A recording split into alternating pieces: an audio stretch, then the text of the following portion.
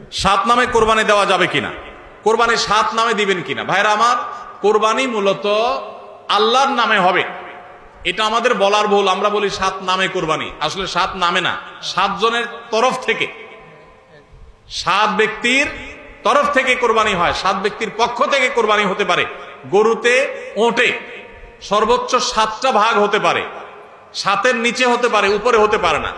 আবার ভগ্নাংশ হবে না, অর্থাৎ এক ভাগ দুইজনে মিলে নিলে হবে না। বুঝে আসছে কথা? তিন ভাগ হতে পারে, দুই ভাগ হতে পারে, সাত ভাগ সর্বোচ্চ হতে পারে। সাত ব্যক্তির পক্ষ থেকে কোরবানি যথেষ্ট হবে। গরু এবং ওটে, মহিষে, এগুলোতে যথেষ্ট হবে। পরিষ্কার নবী করিম সাল্লাল্লাহু আলাইহি ওয়াসাল্লামের হাদিস রয়েছে। আজকাল অনেক আলেমরা এটা নিয়ে, বা কোন কোন আলেমরা এটা নিয়ে মত পার্থক্য করেন, দুর্ভাগ্যজনক সেটা। এটা নিয়ে সংখ্যাগরিষ্ঠ ইমামদের দ্বিমত নাই। আরব, আজম কোন দেশে সংখ্যাগরিষ্ঠ আলেমদের কোনো দ্বিমত নাই যে গরু, ওট এগুলো সাত ব্যক্তির তরফ থেকে যথেষ্ট হবে।